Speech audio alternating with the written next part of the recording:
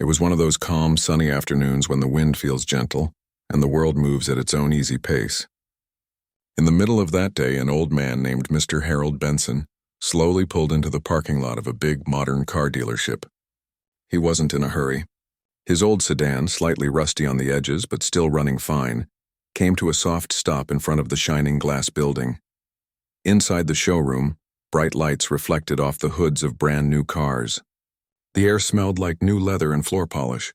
Salesmen in shiny suits stood around, chatting and laughing, waiting for customers who looked like they could afford the cars displayed there. They were used to people walking in wearing fancy watches, not a simple old man in a faded jacket and khaki pants. Harold stepped out of his car carefully. He stood straight, but his slow steps and wrinkled hands gave away his age. To anyone watching, he looked like just another senior who might be there to look around, not to actually buy anything. His old shoes squeaked slightly as he walked inside, holding a small folder under his arm. The moment he entered, a few salesmen turned their heads. One of them, a young man named Jake, whispered to another, "Probably here for a free coffee." They both chuckled quietly, not realizing the man they were mocking had once helped design the very cars they sold. Harold didn't pay any attention. He had learned over the years that it's better to listen than to react. He slowly walked between the rows of cars, his eyes tracing every curve, every design detail. He wasn't impressed by the shining chrome or flashy screens. He was studying the structure, the build quality, and the balance. To him, a car wasn't about how it looked. It was about how it was made. After a few minutes, Jake approached him with that polite but dismissive smile salesmen wear when they don't expect a real sale. "Good afternoon, sir. Are you looking for something affordable today?" he asked, his tone light but his eyes impatient. Harold looked up and smiled warmly. "I'm just looking for something reliable," he said calmly. "I've been driving the same car for 20 years. Thought I'd see what's new." Jake nodded, pretending to listen, but his body language said otherwise. He gestured toward the cheaper end of the showroom. "We've got some good deals on basic models. Very simple to use, easy on the budget," he said, as if talking to someone who wouldn't understand complex features. Harold didn't seem offended. Instead, he leaned slightly on his cane and asked, "Tell me, how's the torque performance on this one?" He pointed to a car that most buyers chose for looks, not power. Jake blinked. Torque?" he stuttered, clearly unsure of the answer. "Oh yeah, it's great torque. Very powerful engine." Harold's eyes twinkled with amusement. "Powerful compared to what?" he asked, almost teasingly. Jake scratched his head, trying to remember something from the training manual. "Well, compared to the previous version. It's just better overall." The older man gave a small chuckle. He wasn't trying to embarrass him, but it was clear Jake didn't know what he was talking about. Harold slowly walked to the next car and asked about the transmission type, the engine layout, and even the materials used in the dashboard. Each time, Jake gave vague answers, more focused on getting back to his phone than serving this elderly man. Another salesman joined in, hoping to wrap things up faster. "Sir, if you're looking for something small and easy to drive, we've got an older model on discount. It's perfect for, well, someone like you." The way he said it, "someone like you," carried that subtle sting. It wasn't meant to sound rude, but the message was clear. "You're old, you don't belong here." Harold didn't flinch. He simply looked around the room again, noticing how all the younger buyers got special treatment, free coffee, smiles, attention, while he was being talked to like a child. Still, his voice stayed calm. "I appreciate that," he said kindly, "but I think I'll take a look at that new model over there instead." Jake raised an eyebrow. "That one? That's one of our most expensive cars, sir. Fully loaded. Maybe I could show you something more practical." Harold smiled. "Oh, I'm quite practical," he said softly. "But I've always believed if you understand how something works, it becomes practical for you, no matter how complex it looks." The two young men exchanged glances. To them, this was just an old man trying to sound smart. One of them whispered, "Let him look, he's not buying anything anyway." Harold noticed the whisper but pretended he didn't. He stepped closer to the car, running his hand over the smooth metal, looking at every detail like an artist studying his own painting. Because in a way, he was. Years ago, before retirement, Harold had worked for one of the major car companies. He wasn't just an employee. He had been part of the engineering team that developed core features used in many modern models. From designing braking systems to improving fuel efficiency, Harold had spent decades shaping the industry, but he never bragged about it. He believed his work spoke for itself. He opened the car door and sat inside carefully. The smell of the leather brought back memories of late nights in the design lab, testing prototypes, adjusting small details that most customers would never notice. He smiled to himself. The car was beautiful, but he also saw its flaws.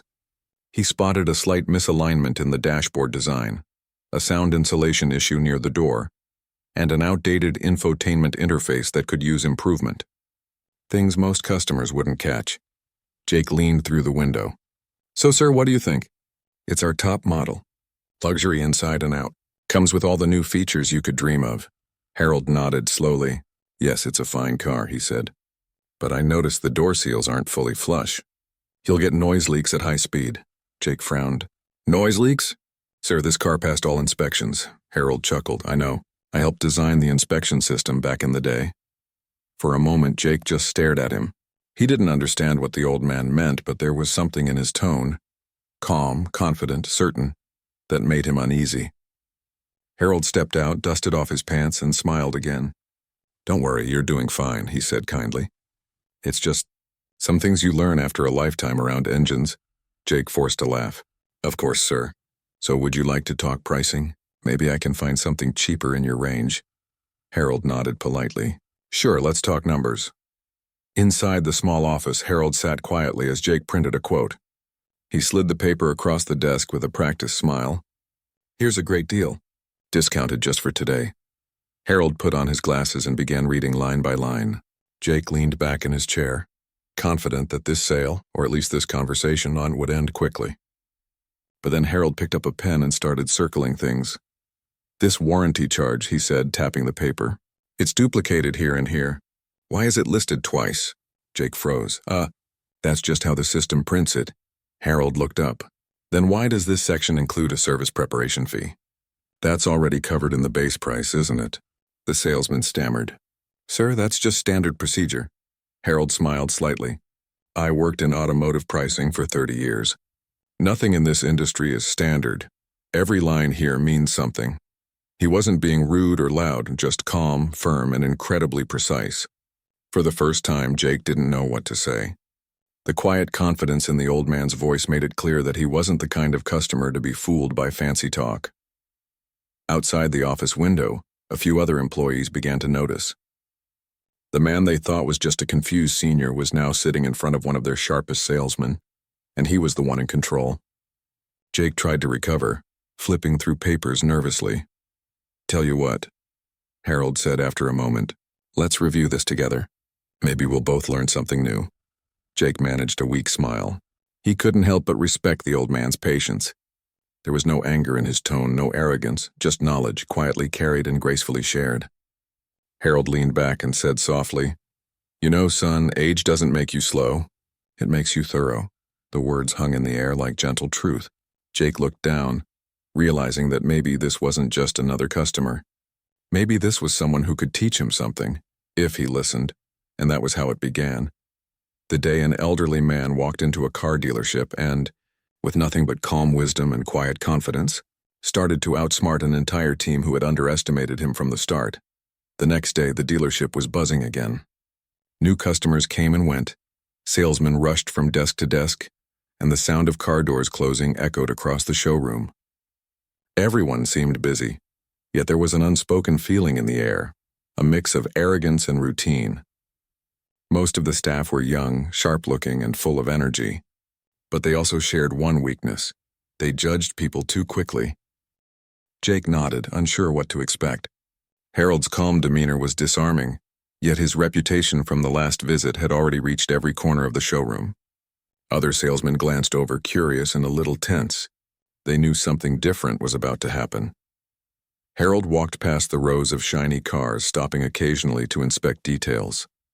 He tapped gently on a door panel here, adjusted a mirror there, and ran his fingers along the stitching of a leather seat. These small, deliberate actions drew attention.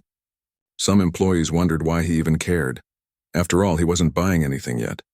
But Harold believed that knowledge was power, and understanding details gave him clarity. He approached Jake again, pointing at a sleek model with a polished hood. "This car," he said, "has an interesting suspension design, but I noticed the rear stabilizers might cause uneven wear over time if driven on rough roads frequently. Do you know how they test for that?" Jake hesitated. He didn't know the answer. I think they tested in the lab?" Harold nodded slowly. "Yes, but there's more to it.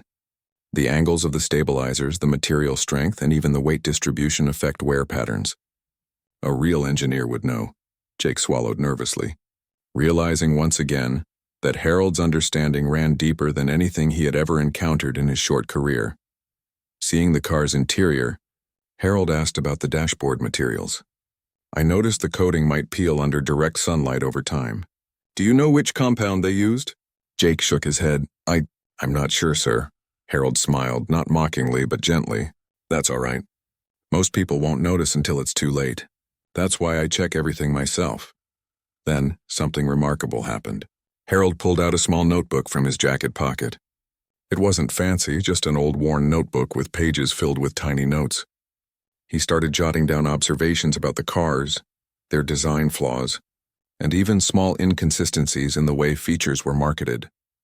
A few young salesmen gathered around quietly, trying to see what he was writing. They were curious, but also a little intimidated. There was no rush in his movements. He wrote slowly, deliberately, almost like he was teaching a class through his actions. "Sir," one of them finally asked, "why do you care so much about these small details?" Harold looked up, his eyes kind but piercing.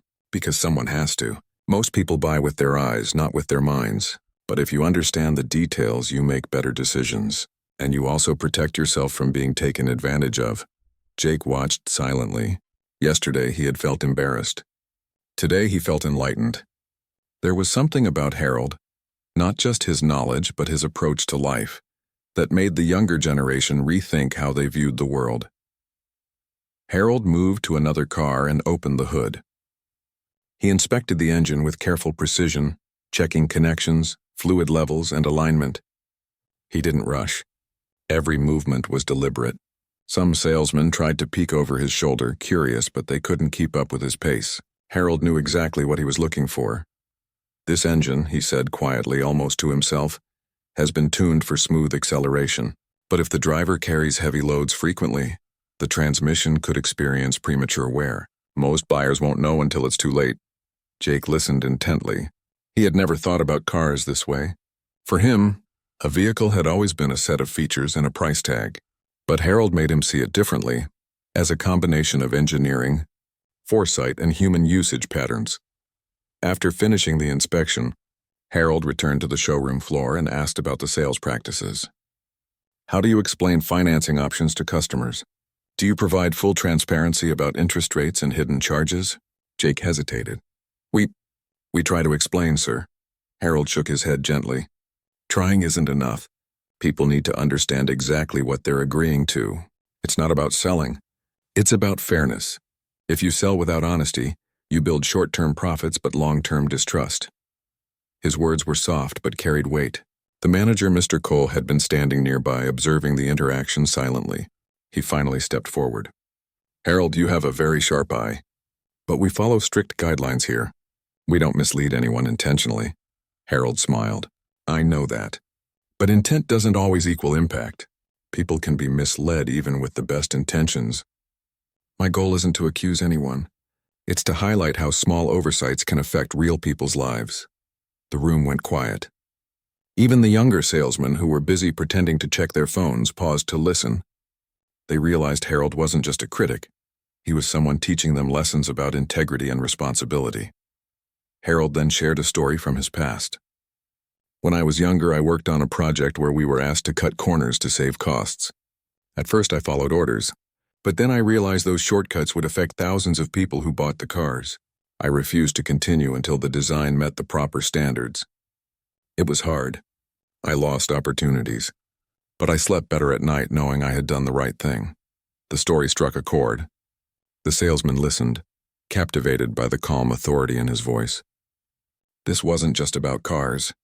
It was about ethics, about life, about standing firm even when others underestimated you. As Harold walked around, he also started teaching small things to Jake without even seeming to. He pointed out subtle differences between models, explained why certain materials were chosen, and even discussed the psychology of marketing, how people respond to colors, shapes, and words. Jake absorbed everything, sometimes in awe, sometimes silently taking notes in his mind. He realized that Harold wasn't there to humiliate anyone. He was showing the truth quietly, teaching without raising his voice. By the time Harold left the dealership that day, the atmosphere had changed completely. Salesmen who had once laughed were now thoughtful. They whispered to each other about what they had learned, realizing that the old man had subtly corrected their assumptions, their knowledge gaps, and even their attitudes toward customers. Outside, Harold paused by his old car. He looked back at the dealership one last time, a small knowing smile on his face. He didn't need applause, recognition, or thanks. To him, the satisfaction of having shared knowledge and encouraged honesty was enough. Jake watched from the showroom window as Harold drove away. He couldn't stop thinking about everything he had learned in just one day. Lessons about cars, yes, but more importantly, lessons about life, integrity, and respect. That evening, Jake sat at home, replaying every conversation in his head. He realized that he had been blind to so much before, rushing through sales, relying on scripts, and underestimating people based on age or appearance. Harold had taught him to slow down, pay attention, and understand the human side of business, and so, the game had truly begun. Harold wasn't there to buy a car. He was there to teach, to observe, and to challenge the assumptions that the dealership, and many young professionals like Jake, carried without realizing it. Each visit was a lesson, each question a subtle reminder that wisdom is earned, not bought, and that experience is often more valuable than flashy appearances. That day ended not with confrontation, but with reflection. The dealership employees, even the manager, were quietly reconsidering their approach. And somewhere on the road, Harold drove his old car home, content that he had made a difference, without arrogance, without shouting, just with patience, knowledge, and the quiet power of experience. The next morning, the dealership felt a strange tension in the air. Even the usual chatter among the sales staff was quieter than normal. Yesterday's visit from Harold had left a lasting impression. The young salesmen who had once prided themselves on being sharp and quick suddenly felt uncertain. They couldn't shake the memory of the calm, steady man who had walked through their showroom and quietly exposed what they didn't know. Jake, in particular, felt unsettled. He had spent the evening going over every question Harold had asked, every detail he had pointed out. He realized that most of what he thought he knew about cars and sales was surface level. Harold had shown him there was more to cars, more to honesty, and more to understanding people than any training manual could ever teach. That morning, Harold returned once again. This time there was a purpose in his walk. He wasn't just inspecting cars. He was testing the dealership's response. He moved slowly, looking around, watching the interactions between salesmen and customers. Even the manager, Mr. Cole, seemed to sense that something different was coming. Jake noticed him first. "Good morning, sir," he said cautiously, his tone a mixture of respect and nervousness. Harold smiled. "Good morning. I thought I'd come back and see how things are running today." Jake swallowed. He remembered the previous day and felt the weight of responsibility. "Of course, sir. I'll do my best to assist you." Harold nodded and moved to a sleek car parked near the center of the showroom. "I noticed yesterday that some of the pricing adjustments were made after I left," he said.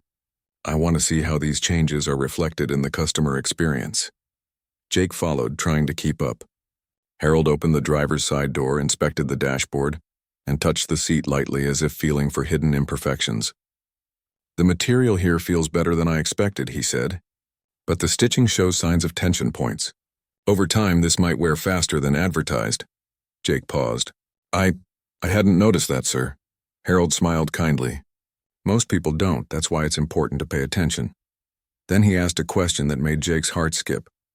"If a customer wanted this car and also asked about the financing options, how would you explain it so they understand every detail without feeling overwhelmed?" Jake hesitated. He knew the standard pitch, but Harold wasn't asking for a sales script. He was asking for understanding. I'd probably break it down step by step," Jake said slowly. Harold nodded approvingly. Good, step-by-step works. But also ask about their needs first. Find out how they plan to use the car, what their priorities are, and then tailor the information. Selling isn't just about features. It's about trust. By now, a few other employees had gathered, curious about the interaction. Harold's calm tone drew attention without demanding it. The manager stepped forward, trying to maintain control. Sir, we do provide detailed explanations about financing. We always ensure transparency. Harold looked at him and nodded slowly. Transparency is good. But do you also make sure the customer understands potential long-term costs? Do you check if the monthly payments fit within their real budget? Most people think about the initial price but forget the full picture. Mr. Cole hesitated, realizing Harold had a point. We provide the full breakdown, yes, sir. Harold smiled. Good, but words aren't enough. Show the numbers, illustrate the timeline, and encourage questions. Don't rush. People remember how you make them feel more than what you say. Then he moved toward another vehicle. This one was a high-end model with all the premium features. Harold opened the hood, inspected the engine, and checked under the chassis. He asked detailed questions about fuel efficiency, brake response, and weight distribution. Jake noticed the salesman nearby shifting nervously. No one could answer him confidently. This model has an impressive suspension system, Harold said. But if driven aggressively on uneven roads, the wear pattern could be uneven. How would you explain maintenance options to a customer who might drive like that? Jake swallowed and spoke slowly. I'd suggest regular inspections and perhaps an extended warranty. Harold nodded. Yes, but also show them why it's necessary. Explain the mechanics without overwhelming them. Educate. People appreciate honesty and knowledge more than a hard sell. By now, some of the customers walking into the showroom paused to watch. They noticed Harold wasn't acting like a typical customer. He wasn't rushing, he wasn't pressuring anyone, and he wasn't pretending to be impressed by shiny surfaces. He was observing, asking questions, and quietly testing the staff. Then Harold asked a question that caused a ripple of tension through the room. If I were to buy this car today, how would you ensure I'm getting the best deal possible? Jake felt his stomach tighten. He knew the pricing had been adjusted yesterday, but Harold wasn't asking for a generic answer. He wanted honesty. We've removed duplicate charges and adjusted optional packages, Jake said carefully. Harold nodded. Good, but what about value beyond price? How do you ensure the car serves the customer well over time? How do you demonstrate care after the sale? The room went quiet. No one had thought about it that way. Harold's question wasn't about money or features. It was about responsibility and trust, concepts that the dealership had overlooked in their rush to make sales. Harold then shared a personal story. When I was younger, I sold cars myself. I learned quickly that a satisfied customer is worth far more than a single commission. I had clients who came back to me decades later, not because of a discount, but because they knew I cared. That's the lesson I carry everywhere. His words struck a chord. Jake realized that Harold's visits weren't about showing off knowledge or catching mistakes. They were about teaching, about reminding people of values that often get lost in the noise of profit and competition. Harold moved to the showroom's seating area and sat down. I want to propose a challenge, he said quietly but with authority. For the rest of the day, I want you to approach your work as if every customer is the most important person you will meet. Listen carefully, answer questions honestly, and don't rely on scripts. Show them respect and knowledge. Let's see if that changes the outcome. The staff looked at each other nervously. No one had expected to be given a challenge by a customer. But Harold's calm, confident tone left no room for dismissal. It wasn't a test of skill alone. It was a test of character. Jake felt a surge of determination. He decided to take Harold's challenge seriously. For the first time, he approached each customer with full attention, listening to their needs, answering questions truthfully, and explaining details in simple terms. He noticed a difference immediately. People responded with warmth, trust, and genuine interest. The other salesmen gradually followed suit. Even Mr. Cole found himself adjusting his approach, realizing that Harold's quiet influence was changing the atmosphere of the dealership. The focus shifted from rushing to sell cars to providing value, knowledge, and care. Throughout the day, Harold moved quietly among the staff. He didn't interfere, he didn't criticize. He simply observed, occasionally offering a small suggestion or asking a thoughtful question. Each interaction left a mark, slowly transforming the way the team thought about their work. By evening, the dealership was noticeably different. Customers left smiling, satisfied not only with the cars but with the honesty and clarity of the service. The sales staff felt a quiet pride in doing their work properly, not for commission alone but for the experience they provided. Before leaving, Harold approached Jake one last time. "Remember what we did today," he said softly. "Knowledge is important, but character is what builds trust. Treat every customer like they matter, because they do. And don't forget it's never too late to learn something new, no matter your age or experience."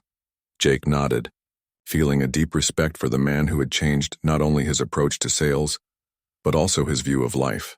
Harold smiled, waved gently, and walked toward his car. As the sun set, the dealership stood quieter than usual. But the energy felt different, more thoughtful, more human, and more honest.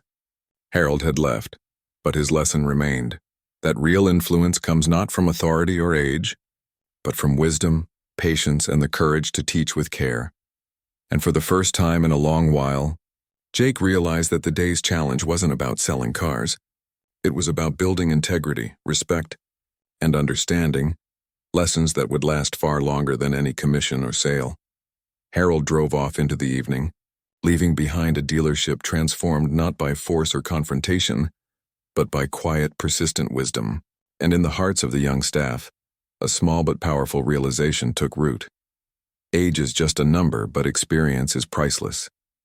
The dealership felt a quiet energy the next morning. Everyone who had witnessed Harold's visits knew something had changed. It wasn't just the salesman or the manager, it was the entire environment. There was a new sense of awareness, a deeper understanding of what it meant to do work with care and honesty. It was subtle, but it was there. Jake arrived early, eager to see if he could carry forward the lessons he had learned. He thought about Harold's words. "Knowledge is important, but character is what builds trust." Those words kept replaying in his mind. He realized that he could no longer approach work the same way he had before. He had been thinking about numbers, quotas, and speed. Now he thought about people, understanding, and responsibility. The first customer of the day walked in, a young woman looking for a family car.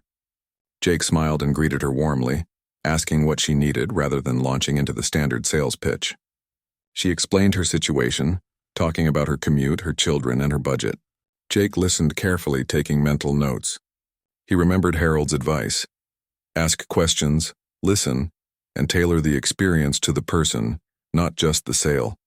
He showed her a few options, explaining details in simple, honest terms. He didn't try to impress her with fancy words or technical jargon. Instead, he focused on helping her understand the car, the features, and the long-term costs. He explained warranties, maintenance schedules, and even the little things like tire wear and fuel efficiency. The woman's eyes lit up. She felt understood. She asked more questions, and Jake answered each one patiently, without rushing or trying to upsell. By the time she left, she wasn't just satisfied with the information. She felt confident and respected. Jake realized that her trust had been earned not by a script or a smooth talk, but by honesty and attention to detail. Meanwhile, Harold had returned once more. This time, he wasn't inspecting cars or asking questions. He was observing quietly from a distance. He watched as Jake and the other salesmen interacted with customers differently. He noticed the small changes, a smile here, a question asked carefully there, a customer leaving with understanding instead of confusion. Harold nodded to himself. The lesson was sinking in. Later that morning, Jake approached Harold cautiously. "Sir, you're back," he said. I think I understand now what you were trying to teach us." Harold smiled. "Good, and what is that?" Jake took a deep breath. "It's not just about selling cars. It's about being honest, paying attention, and caring about the person in front of you. It's about trust and respect. It's about learning from experience and sharing that knowledge, not hiding it." Harold nodded slowly. "Exactly. You see, knowledge alone is useful, but knowledge combined with character is powerful. You've already started to understand that, and it shows." The day went on, and more customers came.